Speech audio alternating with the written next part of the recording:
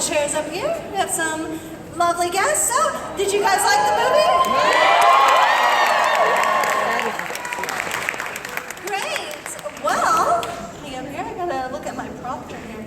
All right, so, you guys want to meet some very special guests?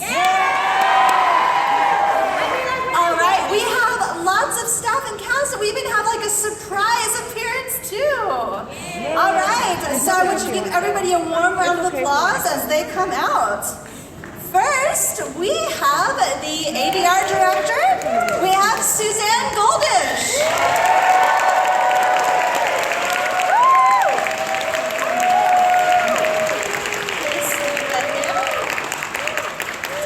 All right. Next, we have quite a bad lady. We have the Ksenian flower herself, Carrie Kerman.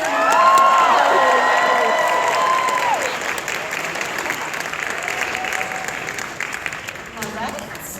Now we have a very lonely villain.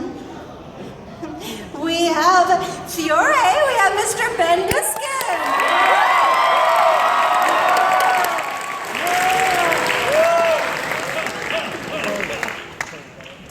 Now, do you guys want to see some Sailor Guardians? First, we have Sailor Venus, played by Shirley Lee.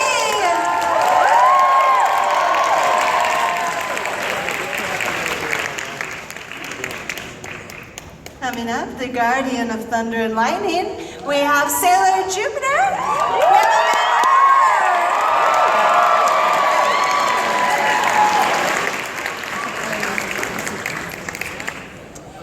Now we have quite the fiery one. We have Sailor Mars, played by Christina B.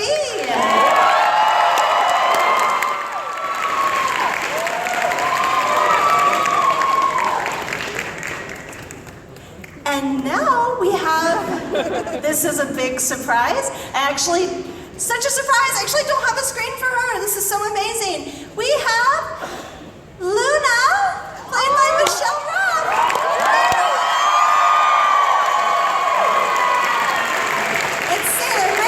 Helping her out. Yay, Luna! Now, someone really, really sweet and full of encouragement. We have Chibiusa, played by Sandy Fox.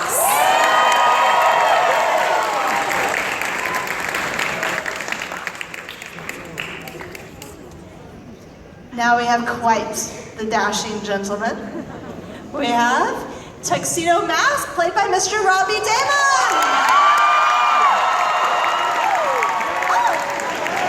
Don't die, Robbie. Don't die. And finally, we have the Guardian of Love and Justice herself, Miss Stephanie Shea.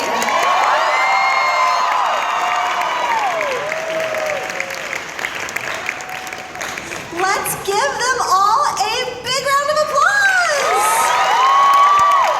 Come on, you guys can do better.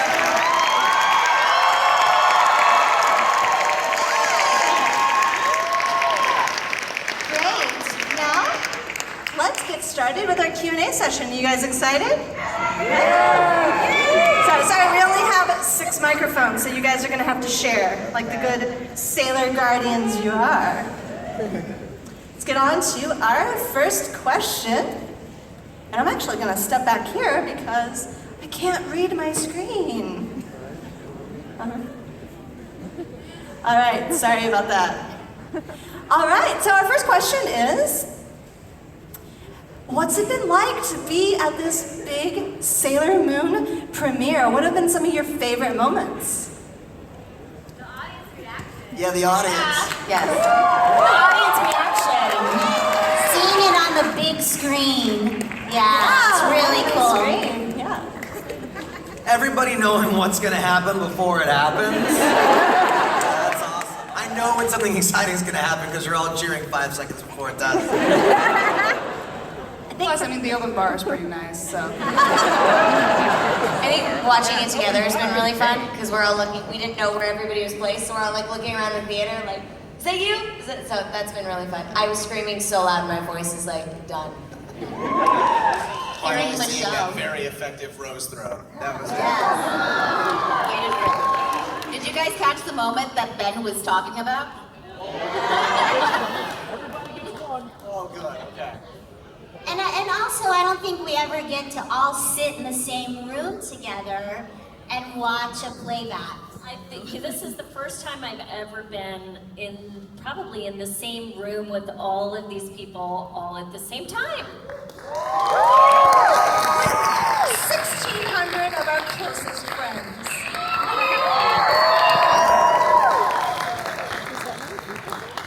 Any other favorite moments you want to share? You guys all look amazing. Don't they look amazing? It's definitely getting to dress up and come out and see everybody and hear the reactions. And I wore this during the recording, actually. Yeah, it's totally casual. Totally casual. Yeah. Did any of you guys take your selfies out on the step and repeat wall, like with the red carpet? Isn't that so cool? Yeah. All right, let's get to our next question. This is actually and this is a really rare appearance by our ADR director, who's done all of Sailor Moon. So if you're Hold on a sec. You don't know how much work Susie does to keep all of us on track. Can you give her your loudest round of applause?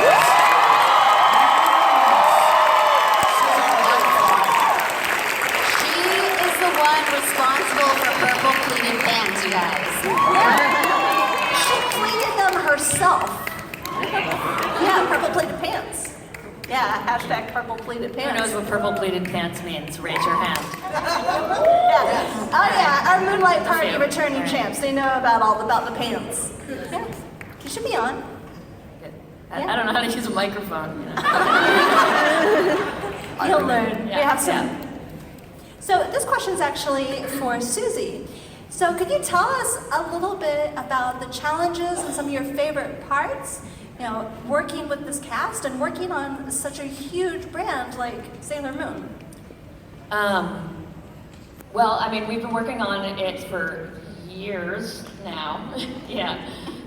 So for most of the characters, I've been working with them for so long, and we really kind of have it down. Like I basically don't have to do much. They come in and they know their characters like the back of their hand, and it's just kind of a continuation of the story. But in terms of it being such a huge brand to people and has been for so many years, I personally I didn't grow up with this. It was a little after my time, I think. But I do know how much the fans love it and how important it is to them. And as I've learned the stories and followed along, obviously, I see how important it is, why it is so important, and the messages that it sends about love and friendship and acceptance of all sorts of different people. And it was really important to me to sort of continue that theme and make it even more present for the current audience. So I'm hoping that that's happening. And as far as a fun story, Tell us a story. I'll tell you a story. I don't know if you all noticed, but in the opening when Ben and Stephanie and Robbie were talking, both Robbie and Stephanie referred to the villain in the movie as Fiole, with an L. And so when we first got the script, we had all the characters, and the villain was named Fiore. It was written Fiore, which is flower in Italian. And there was a note that said, please pronounce this Fiole with an L. And, I know Viz is very particular about their pronunciations, and so, I wasn't gonna argue with this. And I remember Robbie came in, he was one of the first ones to have that direction.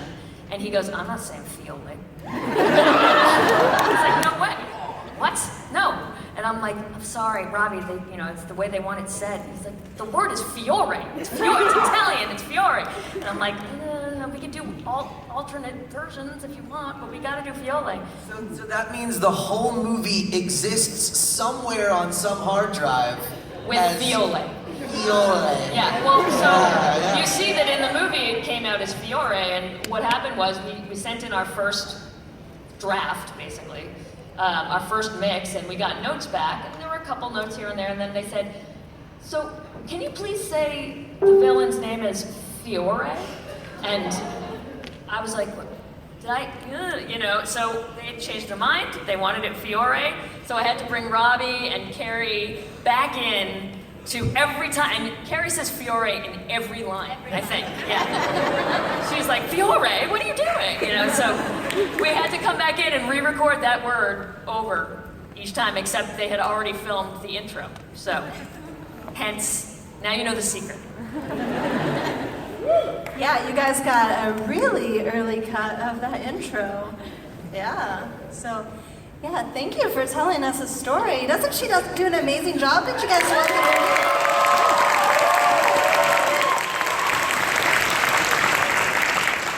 So our next question is for the entire cast.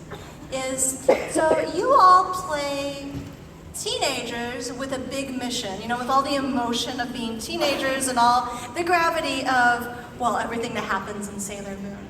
How do you connect with your character to convey all of that emotion and be so believable? I live a very dramatic life. Not really, but in my mind, it's very dramatic. It's always the end of the world. And despite my real age, which I will not share, but you can find on the internet, I still feel like I'm a teenager, so it's not that hard. Yeah, I don't know what actor's not stuck in a state of like Arrested Development. I don't know, I mean, teenagers are pure and they're driven by emotions and their heart and whatever they think the world is and their hormones. So, I think that's kind of, I don't know, it's easy for me to tap into. I don't know about you guys, I don't know. Hormones. I don't play a teenager yet. That's coming up. I'm a teenager in training. But no, I tap into Chibi's heart and her love for Usagi and Mamoru, and I just tap into that heart space when I play her, so. Aww. Well, I don't play a teenager. I think I'm probably maybe Artemis and I are the oldest members of the cast. At least in cat years. Cat cast, yeah. Yeah, you take the cat years and you turn it to human I years. know, I don't even know what cat years are. I know dog years are 7. It's cat years too. So, I'm probably like 250 years old. I don't know. And I'm not that age on the internet. But I would say that what I tap into for Luna is the power of the moon. Yeah,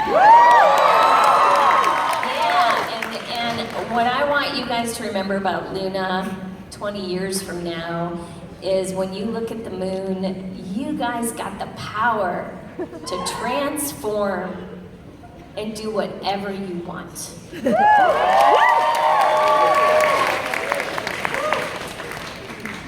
So for me, I feel like because I was once a teenager, it's not that, you know what I mean? Like, it's like, yeah. I told you you didn't know what to say, Amanda. Oh, she better figure it out, and she didn't.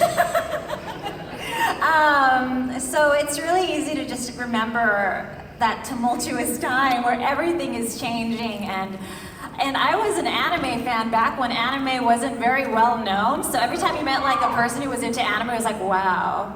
Let's like stick together. We have something going on here. So yeah, that's what I'm.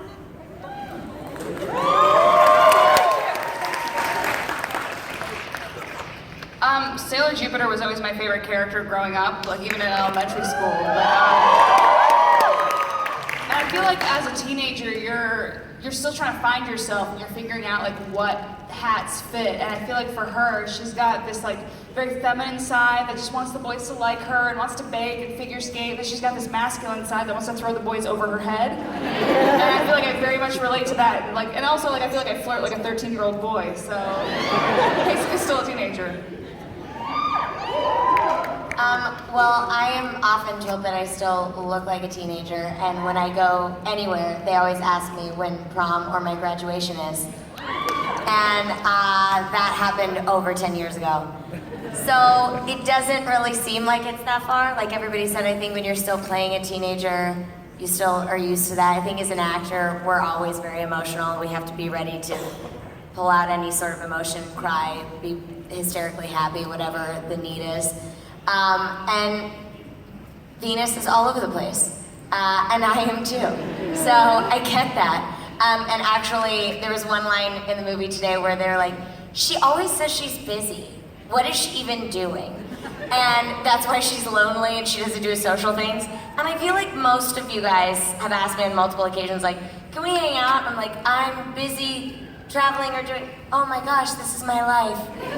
So I don't think I really have to tap into much as I watch, anytime I watch the series or I'll rewatch something, I'm like, she is me. I am her. What is happening? It's like anime-ception or something weird like that. And you look good in orange too, just like Venus. For me, I've always been alone. Surrounded by the darkness in my heart. I'm just kidding. I'm an actor. I just act.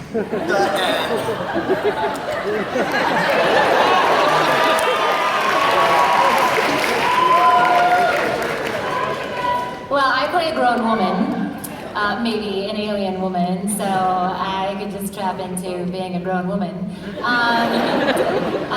But I think that the thing about this character is this idea that we all have these voices inside of our heads, and we're all so susceptible to the loneliness, the pain, the anger, the fear. You know, and when we let that fear voice start to take over, it's very easy. It's so loud and it's so seductive that it's very easy to lose your way, lose your value.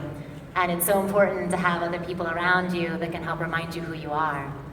And so I loved being able to come in and play like that challenging side, you know, like who are you gonna be? Like who do you choose to be? Because I'm gonna push you this way, are you gonna push back?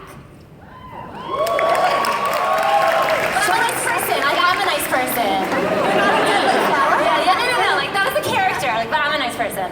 That's very convincing. So, for Susie's version, are there any challenges tapping into directing a bunch of teenagers that have to, save the world or try to destroy it, as this case may be?